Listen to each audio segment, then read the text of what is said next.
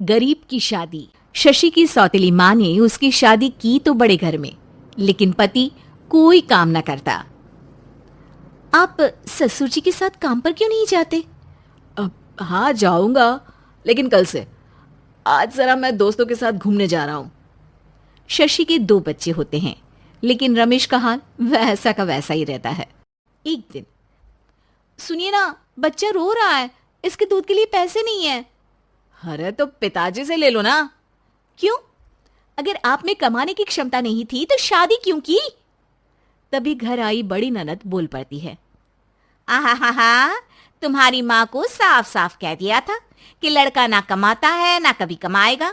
हम 4 बहनें हैं इसका ख्याल रखने के लिए, और पिताजी का इतना सारा पैसा, तुम्हें किस चीज की कमी रखी है?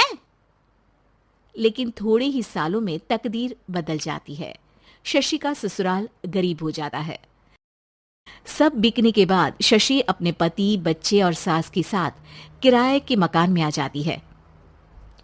मैं कोई नौकरी करना चाहती हूँ दीदी। अरे इतने बड़े घर की बहू थी शशि, तुम नौकरी करोगी? नहीं नहीं नहीं नहीं। नहीं करूंगी तो घर कैसे चलेगा? बच्चों को भी तो पालना है ना। तभी शशि का भाई आ जाता है। शशि, ये ले राशन का सामान, किसी भी तरह की कोई भी जरूरत हो तो बताना। भाई, अब मैं नौकरी करूंगी। देख बहन, वैसे तो मैं तेरे साथ हूं, लेकिन हाँ, मैं ये भी चाहता हूं कि तू अपने पैरों पर खड़ी हो जा। शशि को एक प्ले स्कूल में छोटे बच्चों को संभालने की नौकरी मिल जाती है। एक दिन, शशि, मेरे स्कूल को अब तुम संभाल लो, मैं कुछ दिनों के लिए अपने बेटे के पास जा रही हूं। लेकिन प्ले स्कूल अकेले मैंने कभी नहीं संभाला है। अब ये सब मैं नहीं जानती। इतने महीनों में तूने जो देखा, बस पूरे आत्मविश्वास के साथ उसे करना। शशि नीलम के जाने के बाद पूरे 1 महीने उसका स्कूल अकेले संभालती है, और फिर एक दिन आता है जब वो अपना खुद का स्कूल भी खोल लेती है। वाह शशि, तुमने आज मेरा सर गर्व से ऊंचा कर दिया। तुम्हारा यही आत्मविश्वास तुम्हें बहुत आगे ले जाएगा।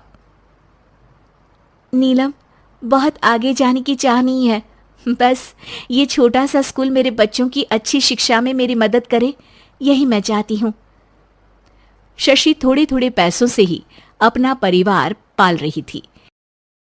एक दिन उसके घर उसकी बड़ी ननद आती है। अरे भाभी, घर में कूलर तो लगा लेती, मेरी माँ को कैसे पंखे में लिटा रखा है? अरे तो शशि कौन सा एसी लगा कर सो रही है? वो भी तो यहीं रहती है ना मेरे पास। ज्यादा यहाँ आकर मेरी बहू को परेशान ना किया करो। हाँ, मुझे भी शौक नहीं है इस छोटे से घर में आने का। मैं तो बस ये बोलने आई थी कि मेरे बेटे की शादी है तो ननिहाल का जो नेग होता है वो ले आना। हाँ, जितना बनेगा कर देंगे, और ना हुआ ना तो वो भी नहीं करेंगे। तभी शशि बोल पड़ती है। अरे नहीं माँ जी, रीटा घर की बेटी है, उसके ससुराल वाले उससे शादी पर पूछेंगे कि मायके से क्या मिला। रीटा, तुम मुझे सामान की लिस्ट भेज देना, मैं पूरी कोशिश करूंगी कि तुम्हारी हर डिमांड को पूरा करे। अच्छा, मैं खाना लगाती हूँ। शशि ये बोलकर किचन में चली जाती है। धीरे धीरे कर शशि किसी न किसी तरह अपनी सारी ननदों की डिमांड भी पूरी करती, बच्चों की ख्वाहिशें भी, और उनकी पढ़ाई के लिए पैसे जोड़ती। एक दिन जब शशि का बेटा 12वीं पास करके आता है।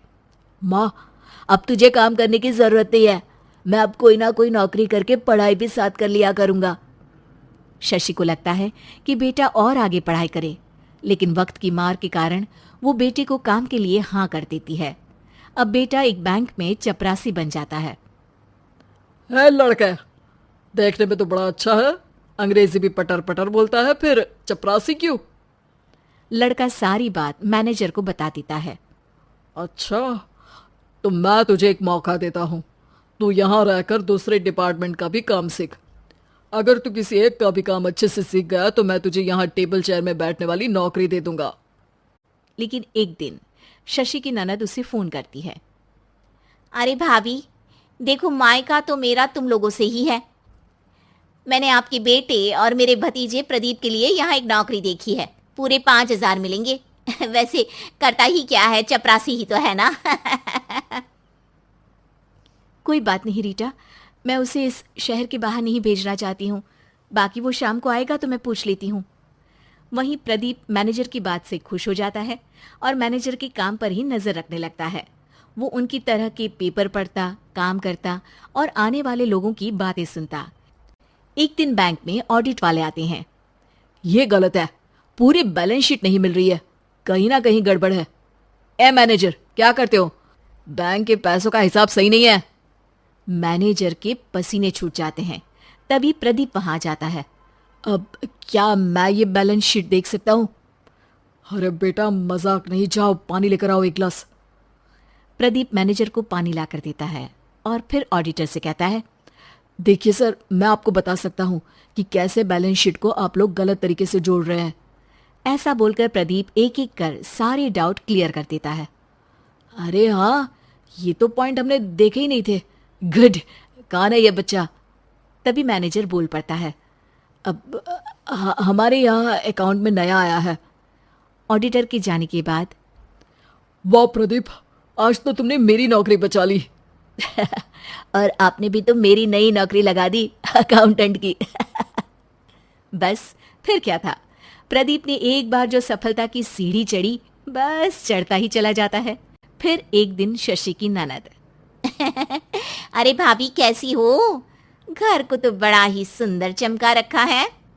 अरे बेटी, कैसे आना हुआ? तू तो इस छोटे से घर में आना भी नहीं चाहती थी। कोई खास काम है क्या? अब हाँ, वो माँ, मेरा जो मजला बेटा है ना, वो अकाउंट से पढ़ाई कर रहा है, तो प्रदीप से बोलकर उसकी भी कहीं अच्छी नौकरी लगा दो ना। सास और शशि समझ जाते हैं कि कैसे पैसे आते ही लोगों के बात करने के तरीके से लेकर रिश्ते निभाने तक में बदलाव आ जाता है।